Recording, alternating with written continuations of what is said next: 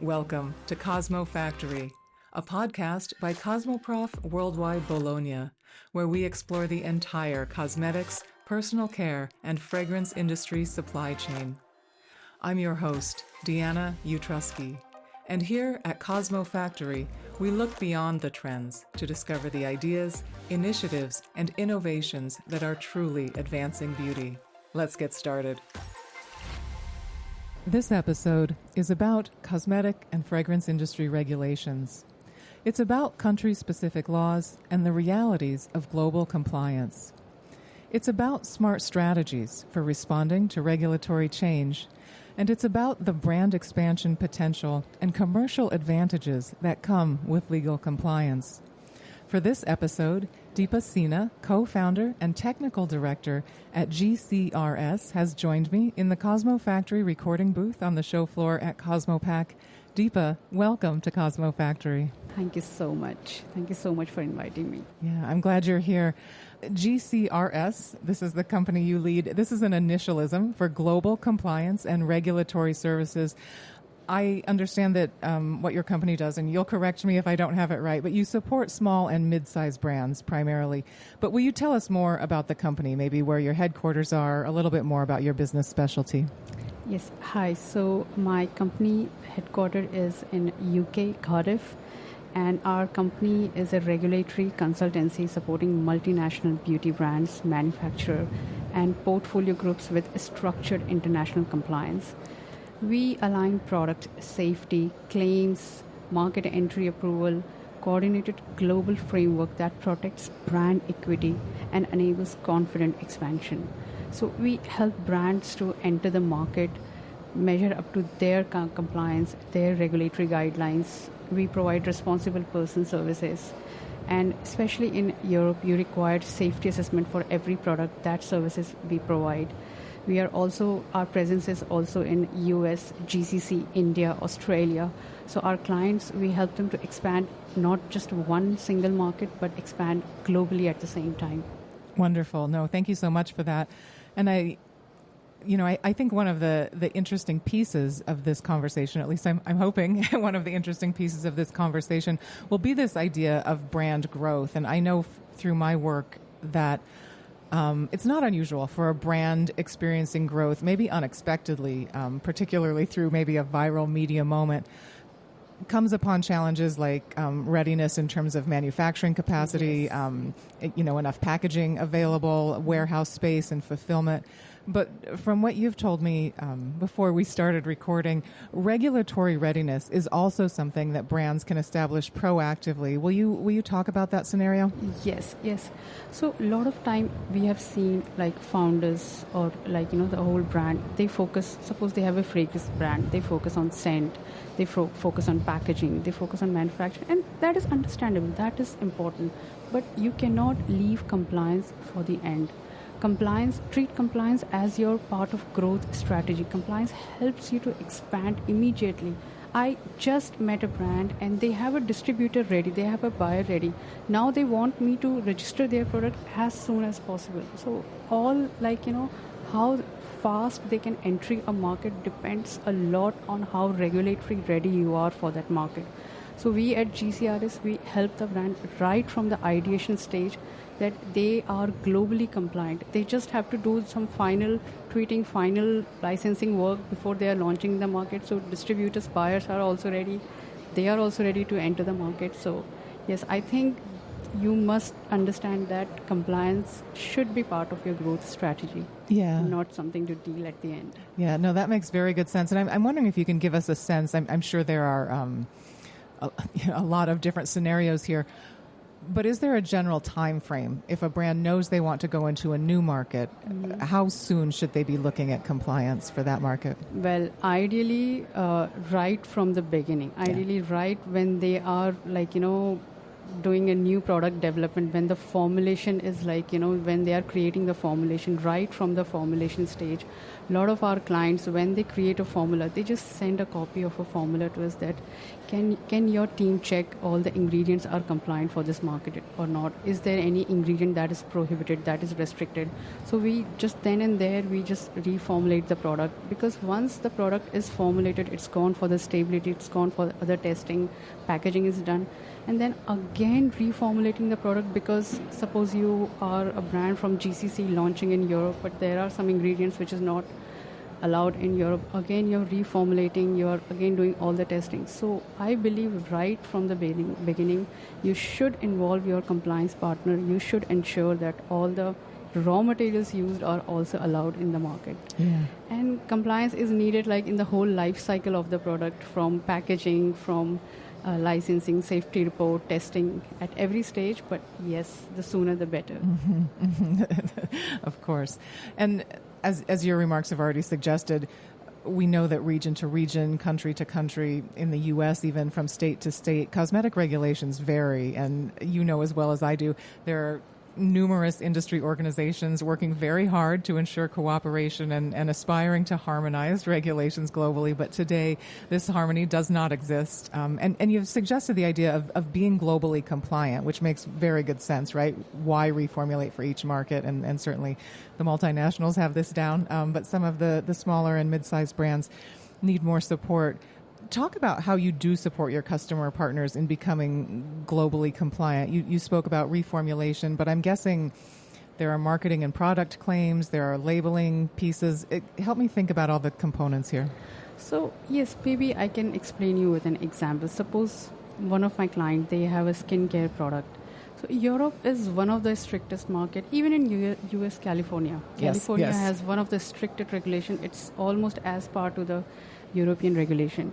So if we have a little conservative approach when it comes to safety of the ingredients, transparency of the ingredients, because consumers today are very savvy. They want to know everything about their ingredient, as well as the regulations here are very strict. So we take a little conservative approach when they have the vision to launch their product ultimately globally. And this happens because of the social media. Your product goes so viral so quickly, and you have the e-commerce support. So as compared to 20 years back, now it's much easier to launch your product globally. So right from the beginning, right from the ingredient stage, we help brands, our team help brands to formulate products that is globally compliant, to create labels, to write all the information so that your label is multilingual. It contains a lot of information for different markets so that you can launch as many as market possible just with one cosmetic product label. Your files, your safety assessments are ready for European market. If your product, I have to say this, I am a bit biased for European regulation, but if your product is compliant for European regulation, especially when it comes to safety of the product, then I think you can sell almost in half of the markets on this planet. So yes, so we always try to achieve European regulation and then UK regulation. And then US is also growing very fast. California laws are already very strict. So that's how we do the formulation stage, label stage, safety report stage, and then with the distributor, all the licensing thing. So that really helps our clients to be more confident to sell their products globally. I think that is what our approach is, basically, yeah. Perfect. That's super helpful to think about. I'm also thinking, though, that this project is never done. Regulatory change is certainly a constant in beauty. Are there best practices then that help brands adapt, a generalized strategy for when a change comes along? So the good part is whenever there is a change, whenever there is a new regulation, new law is introduced, they always give you time. It's not that it's announced today and from tomorrow. So you always have a transition period, and we always inform very much in advance to our clients that, see, this ingredient may be getting banned after 2 years, so let's start reformulating. So from next batch, from next run, from next print, can you just remove this ingredient? Can you just remove this thing on your label? So our clients are kind of ready in advance, and that is what we do. That is how we support our clients. And regulatory is ever so changing. It is so dynamic. It is so many new laws. again, like there are 2-3 very strict laws are getting introduced, but somehow we have prepared our clients in quite advance. Even if you're late, like, authorities do give you time. There is a transition time. So yes, we do help with the change in regulations. Yes. Perfect. And I'm going to show my naivete here. I'm curious how a company like yours actually partners with brands. Are you working on a retainer and sort of always available if this new change comes along, or is it more sort of a la carte and someone works with you and then they're done and then, oh gosh, there's a change, let's hire this company again? No. So whoever signs up with us, like, they have also signed up with our newsletter. So every now and then, like almost in twice a month, we send them letter, like, informing what is going to change and what are the like new regulations are coming up. And also the clients who are working with us, they are like, we have meetings every other week. So they are very well informed, very well in advance. So that's how, and we also work on retainer basis, but I think mostly we work project wise, like, when a client wants to launch 50 products in certain markets. So like, that's how we mostly work project wise, like from formulation state to the launch. And then there's a post-launch cosmovigilance as well. Like, we look after the products when they are on shelf. Are they getting any complaint from the consumer? Is there an issue with the authority? Is there any issue with the custom? We cover that as well. And then any file that we have in our system, we keep updating it. So yes, once you sign up with us, we take care of all your formulation, packaging, products, everything, yes. And do you think this business model is relatively standard in the regulatory space? I don't know if I can talk about it. No, I'm just kind of curious. Yeah. Yes, this should be the ideal way. Especially if you are RP of a brand, like responsible person, because in Europe and UK, this is a mandatory requirement. If you are selling, you need a RP. An RP name and address goes on the label, every label, that is by law. And it's literally a person in that country or region that is somehow responsible for... Exactly. It is quite different from US, like after MOCRA, US goes more after the manufacturer, like, who has manufactured. He is more responsible for the safety of the product. But in UK, they want one legal entity or one person whose name and address goes, so that if there's any issue, the authority can correspond with that person. So for most of our brands trust us. They just make GCRS as the RP, that GCRS, please, you take all the responsibility of our brands, of our products that are all around the world. So if we are the RP, we make sure all your products are compliant, they are updated with the new regulations, the label have all the instruction direction clearly in all the languages, mandatory languages. So this is our standard practice, and this should be ideally for all the regulatory companies, this should be the practice. They should keep their customers well informed so that they get enough time to do any changes if required. No, of course. And I want to go ahead then and consider how brands adapt to regulatory updates with a real example. I know that you and your team are ready for new mandates, particularly in the EU, regarding fragrance allergens, as well as preservatives, sodium ortho, phenylphenoxide, and other ingredients that are understood to be carcinogenic or toxic to reproduction. Can you talk about what your team is doing to manage these particular new regulations? How are you guiding your customer brands? So yes, we have a database of all the ingredients, with whichever brand we have worked so far. So we have database of all the ingredients. The moment you enter this banned ingredient or the ingredient getting prohibited in near future, so we get list of all the products that is there in that product. And then we notify our customers in time, or we help them to reformulate the product, get another stability. And most of our customers are because they want a regulated product, they want a credibility in market, their consumer wants to trust the brand. So most of our customers have always been very cooperative. We inform them in time, and then we send them a list. There is a new CMR substance prohibition regulation is coming, and this is effective from 1st of May 2026. This regulation prohibits substances classified as carcinogenic, mutagenic, toxic for reproduction, and they fall under category 1A, 1B, or 2. So you have like silver nano and massive multi-walled carbon nanotubes, acetone oximes, they are in Annex 2 now. I want to tell everyone they now fall in Annex 2 if you're, especially your color cosmetics. If they contain these ingredients, you cannot put these products in market after 1st of May. And this has been, this is like an omnibus 8 list, so this has been there like from last few months already. This is circulating in our news and everywhere. So we have to ensure none of our customers have the products in market with these ingredients.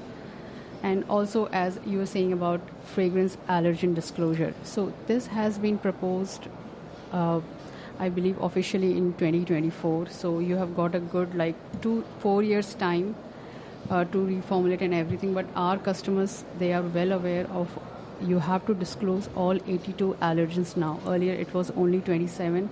So now there are more than 56 new allergens are introduced. I believe total is 84. Mm-hmm. So threshold on leave-on is still 0.001%, and for rinse-off is 0.01%. But common names must align with the latest common ingredient glossary for consumer clarity. And market availability for these products, if they are already in market, so you cannot launch after 31st July 2026, but if they are already in market, you can sell up to 31st July 2028. Mm-hmm. So yes, our consumers, they do get all the information well in advance. Their products, especially if we are RP, all these things are taken care from our database.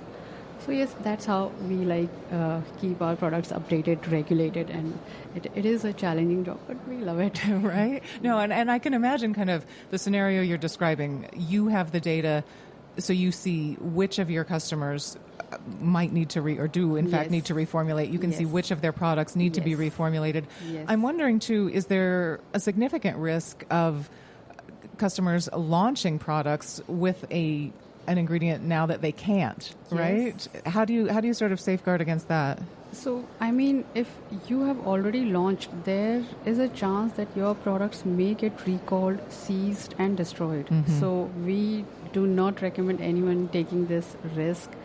But if you already have products, if suppose they are banned in EU market, you cannot sell, mm-hmm. you have to ultimately recall or reformulate your products.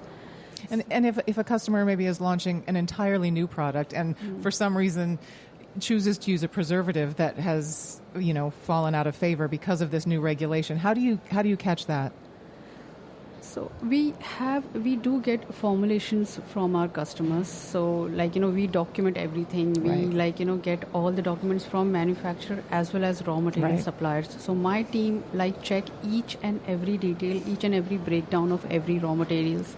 We also confirm from the supplier itself, from their database, because we have access to some suppliers' database as well. Yeah. So yes, we do our due diligence, and after so many years, we kind of understand that what this raw material will contain, and we have the database of this preservative which is banned now, so this raw material will contain because this has history of containing. So we kind of double check. So that's how we advise our clients, our customers, and we never advise to launch products with banned preservative. No, of course, but you want to catch it if they create a formula. I guess that was sort of my... Yes. We have a very strict due diligence, and we have a lot of documents, they kind of drown in documents. The amount of documents we ask to check everything. Yeah, so that's fantastic. That's fantastic. And you mentioned there almost coordinating or connecting with manufacturers and suppliers. I'm wondering a little bit more about that liaison piece, or if you have suggestions about how brands and suppliers and manufacturers might be communicating about this change. How involved are you, or what happens there? Yes, this is one of the most important key aspect of what we do. We have to ensure that the brands have right manufacturer, GMP certified, all the ISO certified. Brands are procuring their raw materials from the right source. So my team, we always sort of connect directly with the suppliers, directly with the manufacturers, so that we can liaise with them, ask them the right documents, ask them the right test results, ask them like what is updated or what is regulated. So brands trust us. They just tell GCRS, you communicate, because we may not be able to ask the right documents, what exactly is needed to make sure that they are using the right ingredients, they are using the right test method. So we are very much involved, and this is like, I think, a major part of our job, getting all the right information from the manufacturer, from the suppliers. Okay, it's so fascinating. Deepa, I have to thank you for getting us acquainted. I know there's so much more to learn, but sharing such great insights into the regulatory landscape, and for being my guest today on CosmoFactory. Thank you so much. Thank you so much for inviting me. It was lovely talking to you today. Thank you so much for listening. If you find the CosmoFactory podcast useful, please take a moment to leave us a 5-star review and share your thoughts so even more cosmetic industry professionals can discover the CosmoFactory. I'm Deanna Utrusky. Please join me again next Tuesday for a new episode of the CosmoFactory podcast.